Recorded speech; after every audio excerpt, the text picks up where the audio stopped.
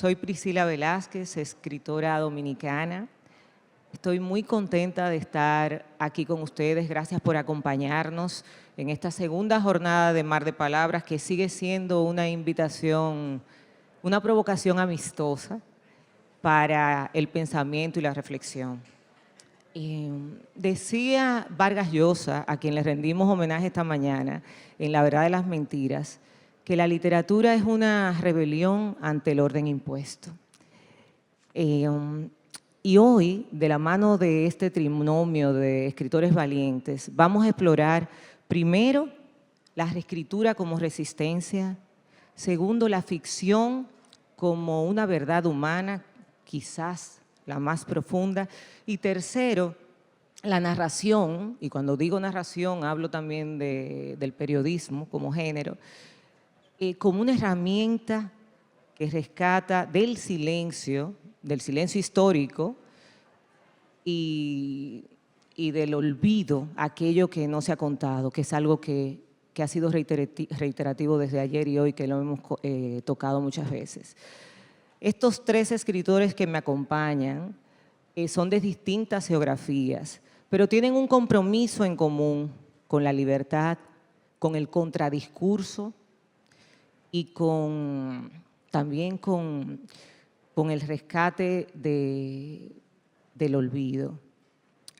Y eso, señores, en este tiempo donde la corrección política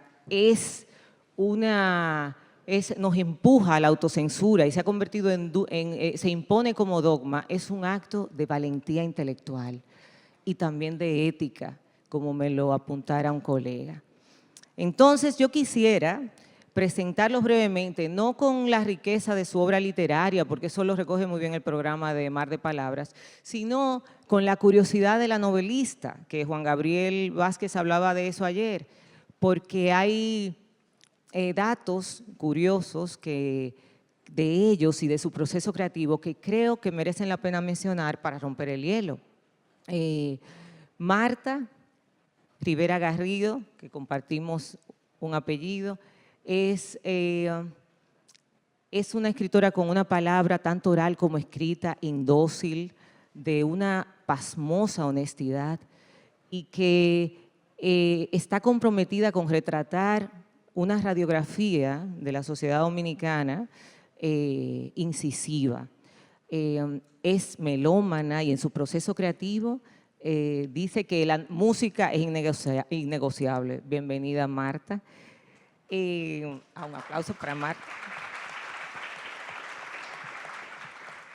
Joseph Zárate, periodista, escritor, peruano y editor también, comprometido con narrarnos el conflicto medioambiental y contarnos la condición humana de la población indígena de su Perú. Es una persona que ha encontrado una nueva forma de narrar el periodismo, conmoviéndonos, y además ama la poesía y la música, al igual que Marta. Bienvenido, Joseph. Y desde México, una de las voces más singulares de su generación, Aura García Junco, que nos hace repensar ese orden impuesto, que escribe con un reloj de arena y acompañada de una taza de té. Bienvenida, Aura. Entonces ahora vamos a empezar con la reescritura como resistencia. Y quiero empezar con Aura, esta pregunta es para todos, pero quiero empezar con Aura porque Aura ha escrito un libro que se llama El día que aprendí que no sé amar. Es un libro que es un antimanual para repensar el amor romántico. Con él has rechazado moralismos y convencionalismos, pero desde una belleza y una erudición indiscutibles. Cuéntanos ahora cómo reescribes esos patrones, esos convencionalismos sobre el amor romántico en tu obra. Cómo la obra puede de verdad reescribir lo que no se dice, lo que no se habla. Bueno, primero, qué gran privilegio estar aquí. Muchas gracias por la invitación, he sido muy feliz. Y ese libro en particular nació de la más mundana de las circunstancias. Me encantaría decir que el origen fue muy intelectual, pero la realidad es que terminé una relación de 7 años y no sabía ni en qué piso estaba parada. Y siempre hago el mismo chiste, perdón, no tengo más imaginación, pero hay gente que para cerrar ciclos se cortan el pelo. Yo escribí un libro. Y bueno, yo había estudiado letras clásicas y había leído El arte de amar de Ovidio como un texto fundamental de la cultura clásica, pero también como un texto que se leía como un manual para amar. Y me llamaba muchísimo la atención eso. Entonces, cuando me propuse escribir este libro, lo primero que hice fue ir a Ovidio y leerlo y horrorizarme. No porque sea un libro horrible, es un libro muy bello, es un libro que está escrito en hexámetros, es un poema. Sin embargo, pues las ideas que ahí están ya son ideas que son obsoletas. O sea, hace mucho énfasis en la conquista como esta cosa en la que tienes que acosar a la otra persona hasta que cede. Hay un montón de cosas ahí que en nuestro tiempo ya no funcionan.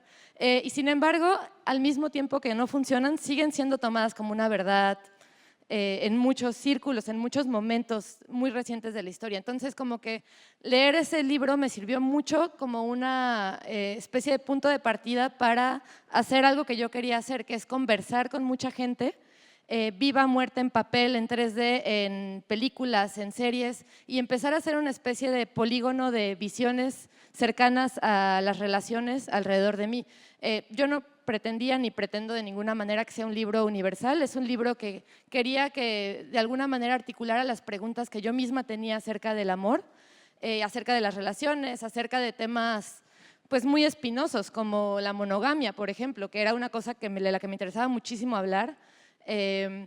Y entonces lo que hice fue eso, sumergirme entre muchas fuentes, incluyendo textos clásicos, porque pues yo estudié literatura clásica, entonces tenía muy presente la novela erótica griega, que es como estas obras muy, muy clásicas como Dafnis y Cloé, pero también tenía muy presente mucha teoría contemporánea, que es una especie de crítica muy radical acerca de cómo vivimos, ¿no? Y cómo nos enamoramos y cómo establecemos parejas, cómo dejamos de tener parejas, etcétera.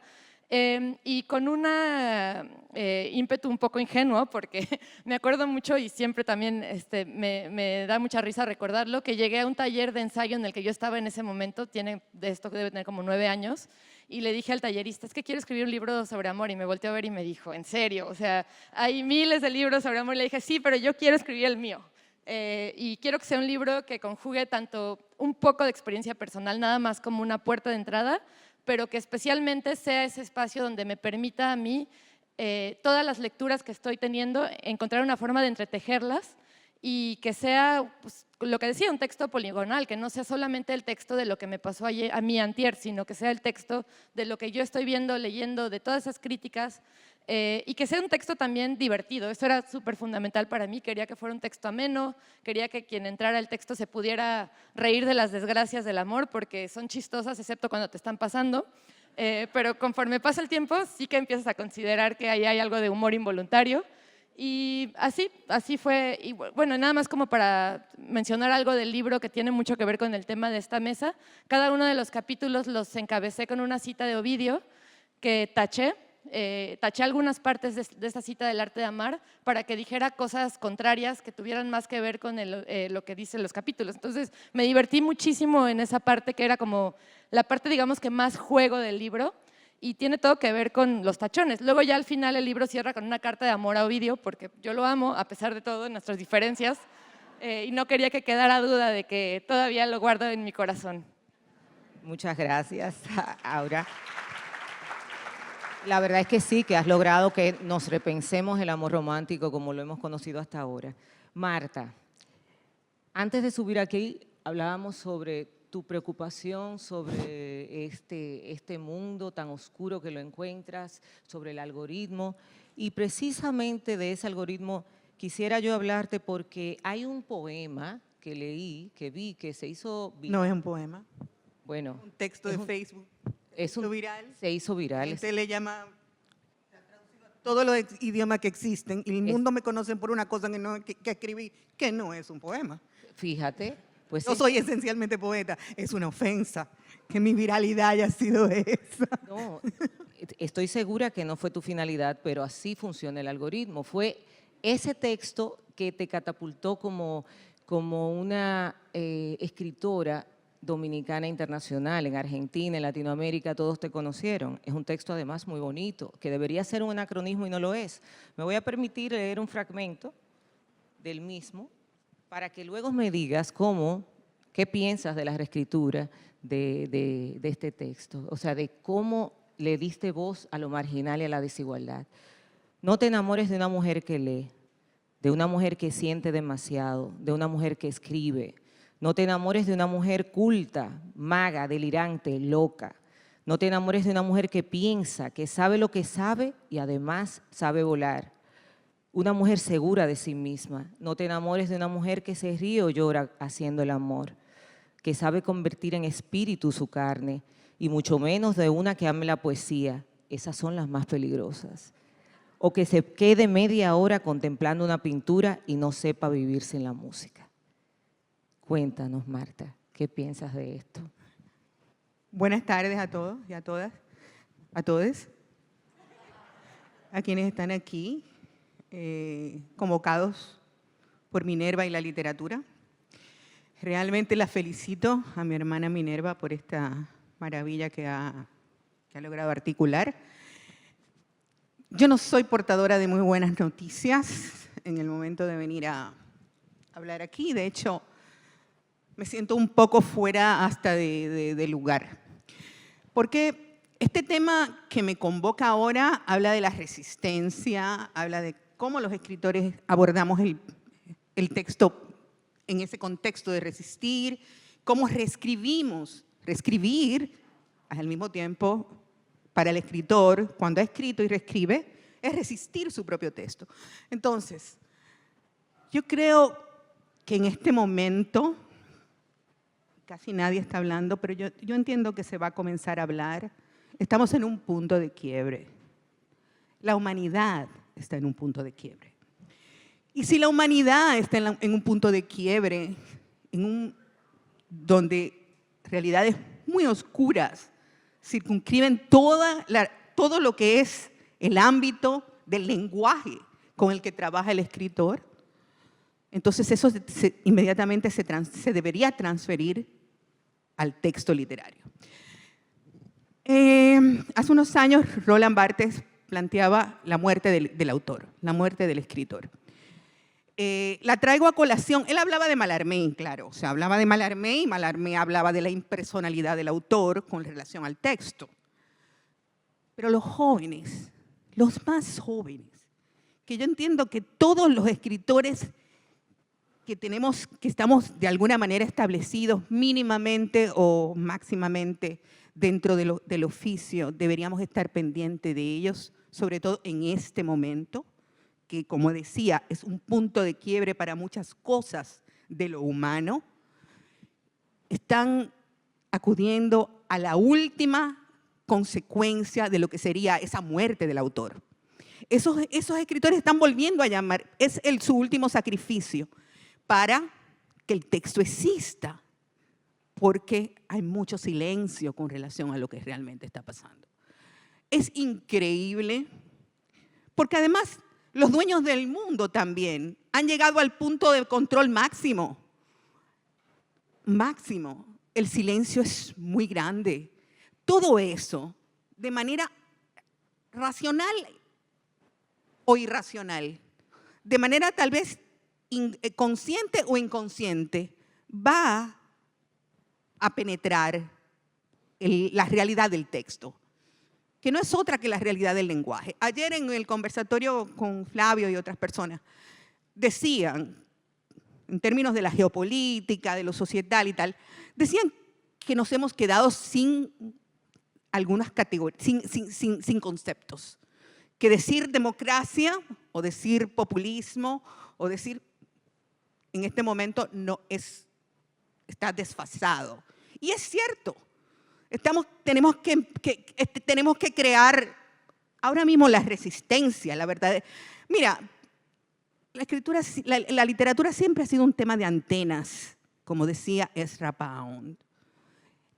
Escribir es resistir, siempre, Siempre, aunque no lo sepas que estás resistiendo. Pero si no estás consciente de lo que está realmente pasando, eso se te va a filtrar sin que tú lo sepas. Entonces, manejar la información de otra manera con relación a lo que, con un poco de optimismo frente al pesimismo, tal vez sí. Pero conscientes de que estamos en ese punto de quiebre, de que hay una resistencia increíble en el planeta con relación a lo que está pasando en Palestina. Hay una resistencia increíble, pero ¿ha pasado algo para que no siga pasando lo que está pasando en Palestina? Yo escribí un poema el año pasado, que está en mi último libro, publicado en Madrid, que yo siento que ha sido el poema más desgarrado que yo he podido escribir en mi vida. Y se lo escribí a Palestina. Esa es mi manera de resistir. Pero yo soy un pequeño punto como escritora dentro de todo lo que… Y no estoy hablando solamente de Palestina, porque lo que está pasando en el mundo todo es muy complejo. O sea, pero es increíble que ninguna resistencia todavía haya sido posible y que estemos viendo morir a un pueblo entero. Entonces, como escritora, al menos yo, me siento muy responsable de esas cosas. Y yo siento que resistir, de alguna manera, es saberlas, porque sí, la literatura es lenguaje. Y cuando Roland Barthes habla de la impersonalidad del autor, está hablando de que solamente el texto sobrevive dentro, el lenguaje sobrevive dentro del texto, ¿no? Pero yo creo que me extendí mucho en mi… No, al contrario, Marta. Estás hablando del silencio, Creo que me pasé un poco no, en resumida, bueno, no me voy a poner a teorizar, porque es un conversatorio y no tengo que estar mencionando todo el contexto en el que se despersonaliza el autor en Mallarmé o en Roland Barthes. Realmente lo que sí quiero decir es que es un momento realmente oscuro, donde muchos pensadores están cuestionando el simple concepto de lo humano. Entonces, para mí, en este momento, eso es importante. Encontrar nuevas categorías para definir la realidad, palabras, lenguaje. Hay un lenguaje para resistir esto también. ¿Dónde está? ¿Desde dónde escribimos? ¿Desde qué lugar escribimos? Y eso básicamente es lo que me preocupa y de lo que quería contarles a ustedes. Muchas gracias, Marta. Y quiero reflexionar sobre lo que dice Marta de la resistencia, de resistir y dar voz y no silenciar lo que estamos viviendo. Y creo que hay una esperanza ante ese mundo tan oscuro que ves, de la que nos puede hablar Joseph. Porque Joseph, desde el periodismo, que pareciera ser el vehículo idóneo para hacer la denuncia social, has logrado con el lenguaje narrar desde otro lugar, otra forma. O sea, tengo entendido que visitas, que tus partes del testimonio real lo has hecho en Guerras del Interior con Máxima, Osman y Edwin, que han sido los personajes de tu libro, para denunciar la condición humana de un Perú. Has reescrito el Perú, nos has puesto un Perú visible. Cuéntanos a todos cómo le has dado voz a esos que no aparecen en los archivos oficiales. Bueno, en primer lugar, gracias a los organizadores de este festival. En verdad, para mí es una alegría poder estar aquí y gracias también por quedarse, ¿no? Son varias mesas, así que voy a intentar decir cosas interesantes. Lo intentaré. Yo creo que lo primero en lo que pienso es… digamos, como periodista, como reportero, nunca he pensado, más bien rechazo esa idea de pensar de que yo le doy voz a los demás, ¿no? En este caso particular, a las comunidades indígenas amazónicas, que es básicamente el territorio que yo he venido intentando retratar en mi escritura. Las poblaciones rurales, los campesinos, los obreros, las poblaciones afro, las poblaciones indígenas, siempre han tenido voz, solamente que históricamente han sido invisibilizadas, ¿no? Silenciadas, con violencia física, moral, política, ¿no? Entonces, lo que yo intento hacer, a veces me sale, a veces no, es tratar de desplazarme dentro del texto para que las voces de estas otras personas, digamos, puedan hacerse escuchar, ¿no? Y para poder lograrlo, algo que yo he ido encontrando a lo largo de estos años, ¿no? En Guerras del Interior ciertamente es un libro, para quienes tal vez en algún momento pueden acercarse al libro, es un libro de crónicas que está estructurado en 3 partes y cada una de estas partes gravita alrededor de un recurso natural. La primera historia es alrededor de la madera, la segunda alrededor del oro y la tercera alrededor del petróleo, ¿no? Que son 3 recursos naturales que a lo largo de la historia de nuestros países, sobre todo en Latinoamérica, han sido la base de la estructura económica, social y política, ¿no? El extractivismo, básicamente, ¿no? Entonces, son crónicas más clásicas, ¿no? Con una estructura más clásica, pero luego, mis trabajos posteriores, he intentado incorporar no solamente esa narración clásica de la crónica en tercera persona, con escenas y demás, sino incluir más testimonios, por ejemplo, ¿no? Donde ya no soy yo el narrador, sino que es el otro quien va apareciendo, ¿no? Eso, por supuesto, no es nada nuevo, o sea, eso se viene haciendo hace mucho tiempo. Pero, por ejemplo, un trabajo que a mí me ha inspirado mucho para poder incorporar esas herramientas es el trabajo de Svetlana Alexievich, por ejemplo, ¿no? La Premio Nobel de Literatura, donde toda su obra es una polifonía, ¿no? Quiere explicar cómo el desastre nuclear de Chernobyl afecta no solamente los cuerpos, sino también las emociones de las personas. Y ella entrevista a lo largo de varias décadas a más de 300 personas, una y otra vez, para que estas personas puedan reflexionar sobre su propia circunstancia como sobrevivientes, ¿no? Y construye su libro de esa manera, y eso me parece que es una estrategia muy interesante para poder explorar, ¿no? Y yo estaba escuchando a mis compañeras ahora hablar, ¿no? Bueno, Aura cuando hablaba del amor y también cuando hablaban también de la resistencia, ¿no? Cómo hay ciertos lugares comunes, ¿verdad? Como el amor, como el progreso, ¿verdad? Como el desarrollo, que al menos desde el periodismo lo que intento hacer es tratar digamos, de romperlos, ¿no? Y yo creo que eso también es una forma de resistencia, ¿no? El periodismo que a mí me gusta hacer no está habitando tanto las afirmaciones o las certezas, sino que siempre está habitando la pregunta, ¿no? Creo que la crónica, siendo como es una forma de literatura, siempre está tratando de reflexionar sobre algunos asuntos humanos que nos tocan a todos y a todas, ¿no? Y la manera en la que intento trabajar eso es presentando historias que te dejen preguntas, ¿no? Que te hagan cuestionarte qué cosa puede ser, por ejemplo, la muerte, qué puede ser, por ejemplo, el progreso, qué puede ser la justicia, ¿no? Preguntas. Me parece que eso es la función que cumplo yo como cronista, ¿no? Y desde ahí hago mi chamba. Sí. Muy bien, pero me llama la atención, ahora que mencionas a la Premio Nobel Alexievich y que trabajas con los testimonios reales.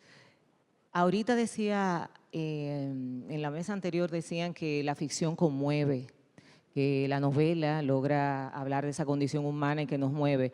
Sin embargo, tú trabajas con esos testimonios y tengo entendido que te has ido incluso a vivir por temporadas a donde tus personajes para convertir esa realidad en empatía y pasarla al lector.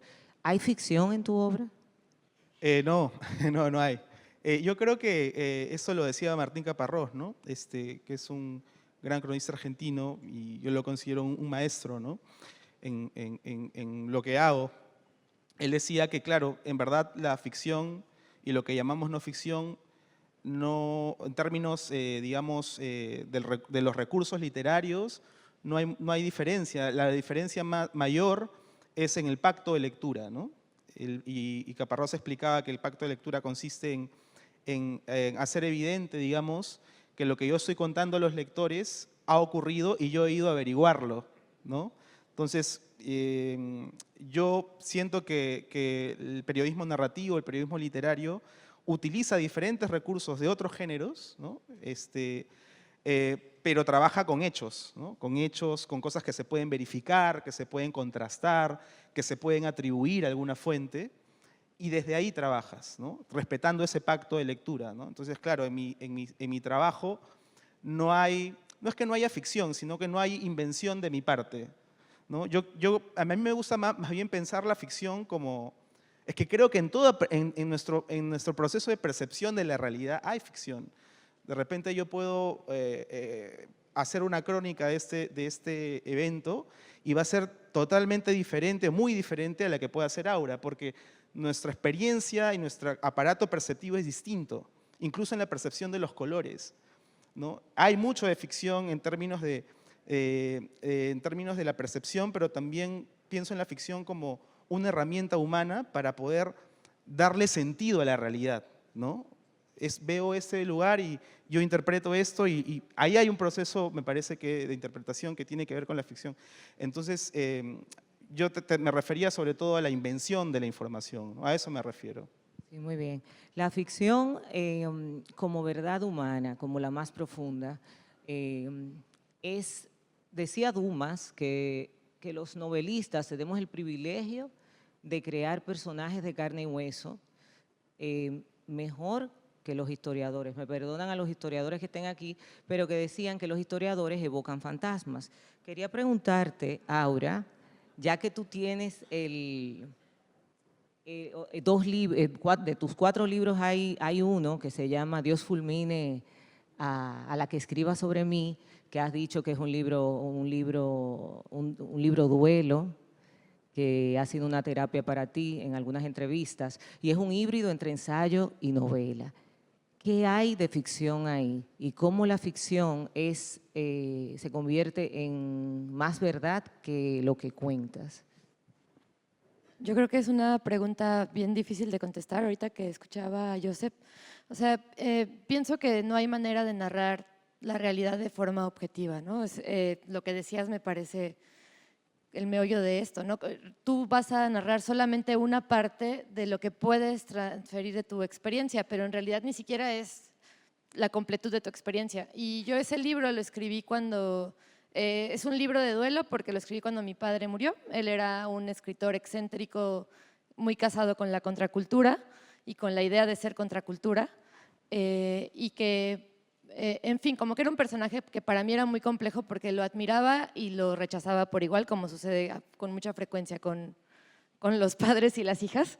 Y yo sabía que para escribir un libro como el que quería escribir tenía que recurrir a muchos recursos, entre ellos las entrevistas a otras personas. Un poco, curiosamente, el día que aprendí que no se amar y este libro yo siento que son como libros primos. Mis otros 2 libros son novelas totalmente de ficción.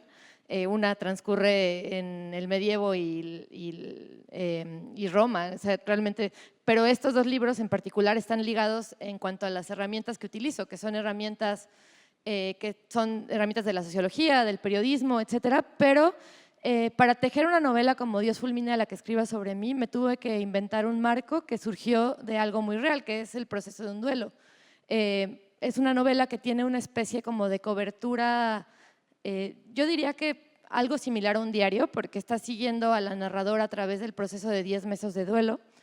Y yo no escribí el libro en el orden que está ahí, pero si tú lo lees, y con frecuencia he hablado con muchas lectoras de este libro, porque he estado en muchos clubes de lectura, ellas creen que tal cual me senté a escribir un día así y terminó el libro en el orden que está y tal como está, lo cual solo habla de que hace bien su trabajo, ¿no? Pero todo eso, ese trabajo de reacomodo también es ficción.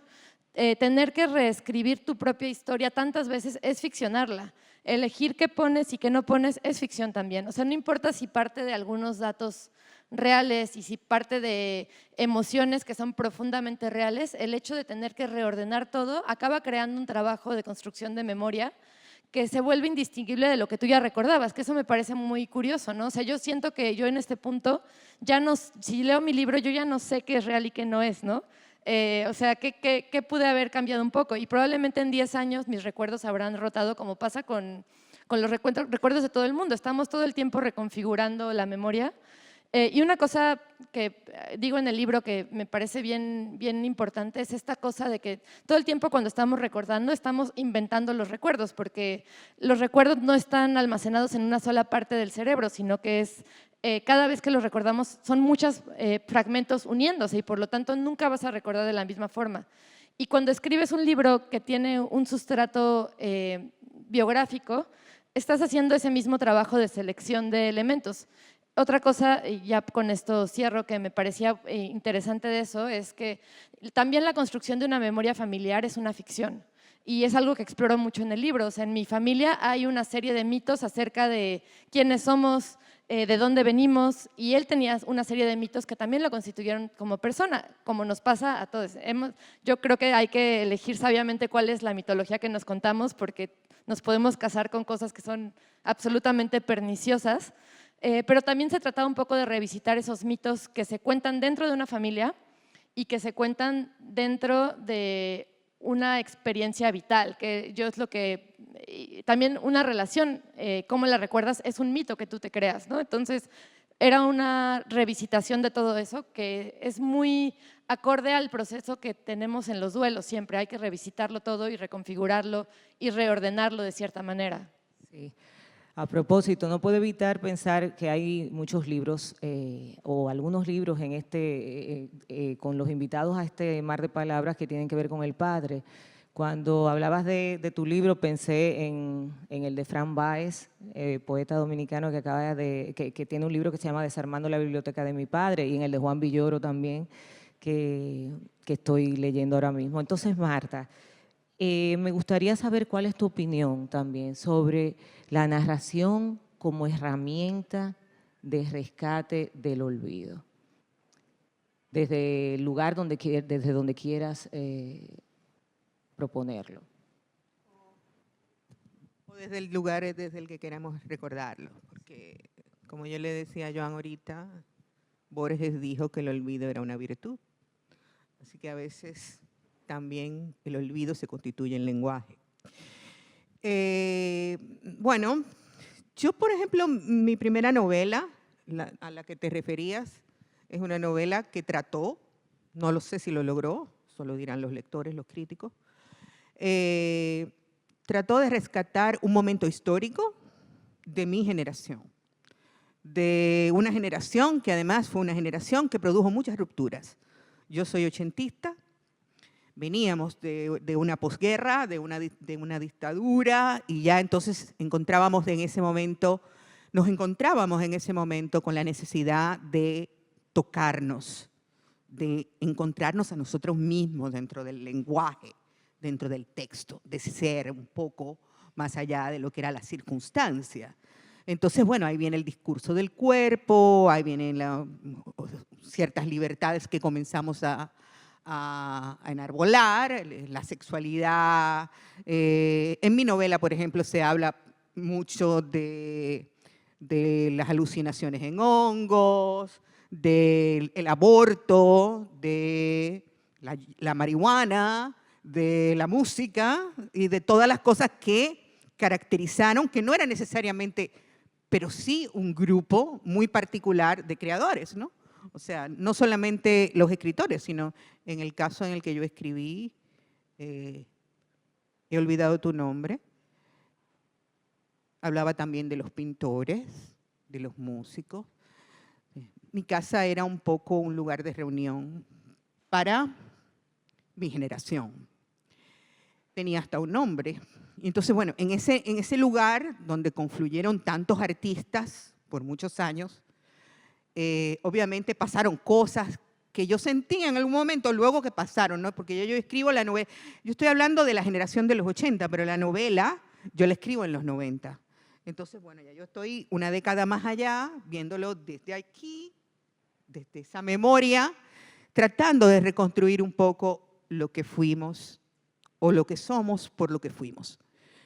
Y así nació ese libro. Yo soy básicamente poeta, en toda la extensión de la vida y de la palabra y de todo lo que hago, pero escribo en todos los géneros. Pero realmente en todos los géneros busco la poesía. Entonces sí, tengo más libros, ahora van a salir publicados mis cuentos. Y lo más grande es que toda la última poesía que he hecho, la he hecho precisamente en prosa, con esa necesidad de describir, como de describir como lo hacemos cuando estamos narrando. Pero sí, todo lo que somos, aunque no se vea, está dentro del texto. Todo lo que somos, lo somos a partir del lenguaje, cuando escribimos. Y en todo lo que hacemos, cuando nos sentamos frente a la página en blanco, como decía Gonzalo ahorita, Gonzalo Malarino, cuando nos sentamos frente a la página en blanco, el reto es respirar. Básicamente, siempre mi hijo, el más pequeño que está escribiendo mucho ahora, después de un evento, de un accidente que tuvo, él siempre se había negado a escribir, no quería escribir. Es maravilloso, escribe en las dos lenguas, en inglés y en español, maravillosamente. Y no quería hacerlo, pero muy joven, el año pasado, por una situación genética, le dio un derrame cerebral. Y ahora siente que de alguna manera se le acaba el tiempo. Ver la muerte muy de cerca, me imagino que hace esas cosas, ¿no? Y él está escribiendo mucho. Y él, al igual que ahora, tiene una relación de amor-odio con lo que yo escribo, ¿no? Pero cuando yo le decía hoy, Jari Luis, voy a hablar del presente, y entonces me decía, tú nunca puedes hablar del presente, tú siempre estás hablando del futuro, porque tú eres la gente que más se inventa un futuro. Entonces sí, eso me decía mi hijo hoy precisamente, que quería hablar del presente, que no quería hablar de lo manido, ¿no? De cómo escribí esto, de cómo escribí lo otro. Y él me decía, tú siempre estás hablando del futuro, mami, tú eres un problema en ese sentido, ¿no? Entonces, claro, si yo estoy hablando del futuro, yo estoy ficcionando. Todo lo que yo he dicho aquí es ficción, pero no. Y ustedes saben que no es verdad, que es ficción, pero es ficción. Si me siento a escribirlo, como decía, el reto es respirar. El escritor tiene que, mira, lo único que tiene que hacer un escritor es escribir. Y en eso se han equivocado muchos. El reto de un escritor es sentarse a trabajar. Yo hace varios años ya, varios años, estoy concentrada. Voy a muy pocos eventos, leo muy poco en público. Realmente para mí, porque se nos acaba el tiempo.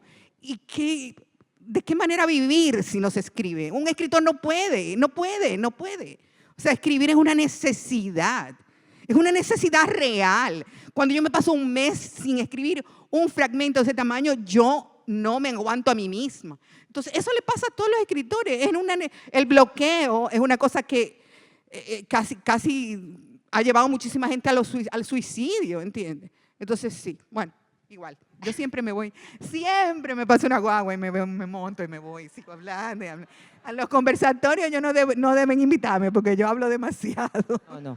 Y tienes razón, nos distrae. O sea, ayer se hablaba también de eso, que en estos tiempos dedicamos mucho para cosas que que nos alejan del silencio que sucede siempre dentro y que necesitamos para escribir. Yo estoy muy de acuerdo. Yo estoy repensándome lo de las redes sociales después de que Juan Gabriel confesó que desde el 2011 no la tiene. Así que si las historias, si no se las reposteo, ya saben que es que me salí de ahí.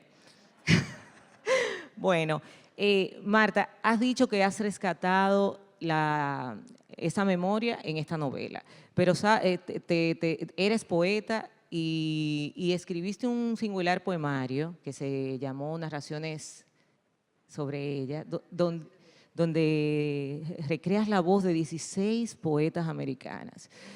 La narración es verdad que rescata del olvido y del silencio histórico, tiene ese poder de rescatar eso de lo que no se ha dicho, pero también ejerce un poder mágico en los actores del diálogo literario, el escritor y el lector. Y tú has dicho que ese poema, ese poemario singular, era que no era un disparo en la sien, sino un disparo certero al corazón. Y yo te pregunto, ¿cómo nos rescata la narración a nosotros los escritores? ¿Qué pasó con Marta cuando escribió ese poema y qué removió en el lector? Así que tenemos 10 minutos. Esta vez te voy a pedir que para que nos dé tiempo también. Yo quiero hablar rapidito. Narraciones de ellas realmente es un libro sin género, porque podría leerse como poesía o podría leerse más como narración corta. Yo me pongo en la voz de cada una de las escritoras, que son mujeres todas, de cada una de las escritoras que de alguna manera me han marcado, algunas con sus obras y otras con sus vidas. No necesariamente con sus obras, algunas son con sus vidas también. Y para mí, escribir eso me tomó casi 10 años, o sea, publicarlo. Eso salió en Madrid el año pasado, pero yo comencé a escribir ese libro en el 2014. Fue muy difícil, ha sido mi libro más difícil realmente. Y siempre me han dicho que tengo que escribir más gente, pero bueno, no es fácil meterte en la piel de Silvia Plath y además escribir con su voz, como si fueras ella. Y eso es lo que pasa con narraciones de ella. Gracias. Joseph, en ese sentido, la narración también mueve al lector. En Guerras del Interior, cuando cuentas las historias de Máxima Osman y Edwin Chota, supe y lo comparto porque me conmovió mucho leerlo, que luego que escribieras el libro, un juez en materia medioambiental te escribió para rendir un homenaje a la familia de Edwin Chota, pero lo que más me sorprendió fue la respuesta valiente que le diste, porque parecía como cuando escribimos un libro es una botella lanzada al mar, que esa botella que lanzaste al mar de Guerras del Interior llegó a puerto, pero por tu respuesta, por el coraje de tu respuesta, vi que el juez solo quería rendir un homenaje y debió proponer algo más. Me gustaría que compartieras esa anécdota con el público, si te parece. Sí, bueno, brevemente. Yo publiqué Guerras del Interior en el 2018, más o menos, en finales del 2018, pero esa crónica salió previamente en una revista que ya no existe, que se llamaba Etiqueta Verde, que era hermana de Etiqueta Negra, ¿no? Una revista de periodismo narrativo. Y publiqué el texto en 2014, más o menos, y me escribió este juez, ¿no? De justicia ambiental o algo por el estilo, porque quería hacer un homenaje a este activista, Edwin Chota, un activista por el territorio indígena de los Ayánincas. En el Perú hay más o menos 51 naciones indígenas y los Ayánincas son uno de ellos. Y lo que pasaba es que en el territorio donde ellos vivían, en una comunidad llamada Sahueto, había tala ilegal, pero una tala ilegal exacerbada, violenta, ¿no? Donde las comunidades estaban amenazadas durante décadas por esos traficantes de madera. Y Edwin Chota, que era el único que sabía leer y escribir en ese lugar, era un electricista que un día se enamoró de una mujer ayáninca y se fue a vivir a la selva. Y como era el único que sabía leer y escribir, la comunidad lo elige como su líder, porque ellos eran conscientes de que era la única manera, tener ese conocimiento era la única manera de poder gestionar ante el Estado peruano los títulos de propiedad de la comunidad, ¿no? Y de esa manera poder pedir una defensa. Edwin Chota estuvo trabajando durante 12 años en eso, pero se volvió una amenaza para los traficantes y lo asesinaron, ¿no? A escopetazos.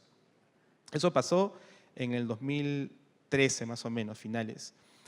Y recién, ¿no? El año pasado se han condenado en primera instancia a los asesinos, ¿no? Más de 10 años después. Sí, ¿no? pero cuando el juez te escribió todavía, ¿no? No, o sea, claro, pero lo que quiero decir es, por supuesto, el libro es un libro que habla del extractivismo, pero sobre todo habla acerca de lo perverso que es el acceso a la justicia en los países latinoamericanos, en particular el Perú, ¿no? Justicia solamente alcanza a la gente que tiene dinero y ya está. Y así es, ¿no? Tienes dinero, tienes contactos, pues puedes alcanzar justicia, ¿no? lo que llamamos justicia, ¿no? Y desgraciadamente estas personas que viven en la Amazonía, ¿no? del Perú, en la Amazonía del mundo, ¿no? La Amazonía ocupa más del 40% del territorio de Sudamérica, ¿no? Y por supuesto, la presencia de los estados es muy pobre, muy precaria, ¿no? Y quienes toman el control de la economía, de la política, son muchas veces las mafias o incluso corporaciones que lo que hacen es extraer el recurso natural y después dejar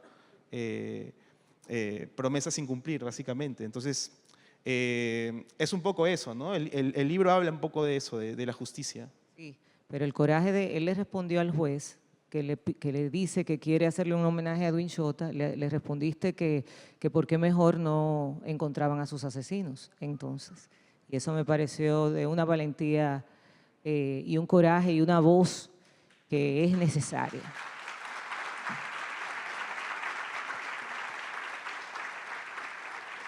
Nos quedan 4 minutos y Aura, quisiera hablar de la narración y lo que has rescatado en ti.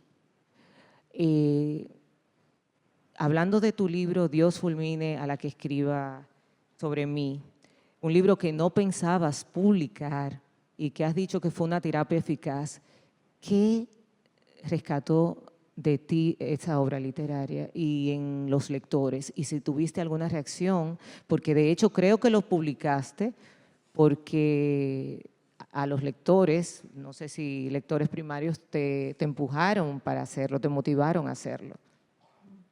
Pues digo, más que no querer publicarlo, decidí escribirlo sin pensar en hacerlo, porque si no, no iba a poder escribirlo. Era un libro que para mí emocionalmente, evidentemente fue muy difícil escribirlo, pero especialmente pues tenía miedo de que no acabara siendo el libro que yo quería que fuera, que era un libro que no solamente, hace rato usabas la palabra terapia, o sea, digamos que ese fue el sentido residual del libro, pero no fue su motivación primaria, ¿no? O sea, para mí era mucho más importante poder contar la historia de la relación con mi padre y la historia de su trabajo como una persona muy comprometida hasta la locura con la literatura, ¿no? O sea, ahí lo digo usando una frase de Mario Vargas Llosa, él era un enfermo de literatura, cosa que me heredó a mí también, como esta manera maníaca de vivir la vida relacionándonos de manera poco sana con los libros.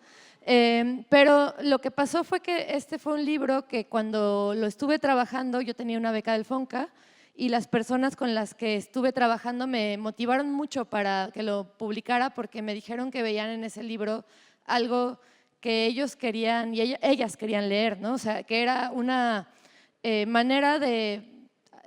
primero de vivir el duelo mediante el papel, que es un libro que no se queda quieto, sino que va y viene entre todas las emociones que contempla un proceso tan complicado, pero también una crítica al statu quo de la literatura, que es una de las cosas de las que habla el libro, porque él, al ser un escritor de la contracultura, tenía un discurso muy claro que me heredó también a mí, una cosa también que tiene que ver con el activismo dentro de la literatura, porque él creía que la literatura tiene que ser de acceso para todo el mundo, que es un derecho cultural y que no debe ser cooptada solamente por una élite, y su trabajo iba en torno a eso. Y todos esos temas les parecieron muy relevantes y a mí me siguen pareciendo muy relevantes, ¿no? O sea, porque creo que sigue siendo una cosa tan inaccesible, los libros son cada vez más caros, son estúpidamente caros ya.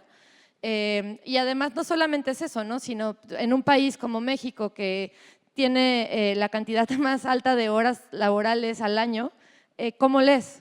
¿Con qué cabeza lees? ¿A dónde, en qué momento lees? ¿Lees en el metro que está atascado de regreso a tu casa? Como que todas esas cosas que son parte del libro, porque sí es un libro sobre un padre y una hija y un duelo, pero también es un libro sobre la literatura dentro de un sistema, ¿no?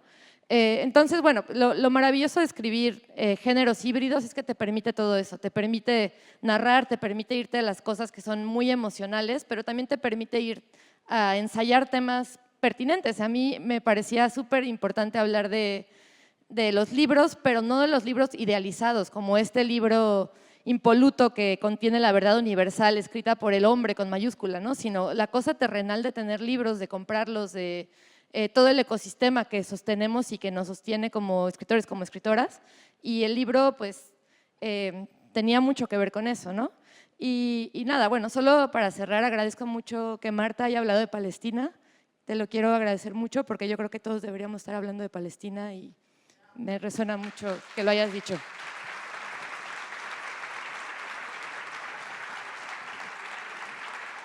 Ya les advertí que tenemos un trinomio valiente. Bueno, ayer se hablaba sobre que estamos leyendo menos, que nos cuesta entrar en libros difíciles, pero hemos visto en este panel que la escritura es tolerancia, es empatía, sobre todo es libertad. Sigamos escribiendo, sigamos leyendo. Muchas gracias.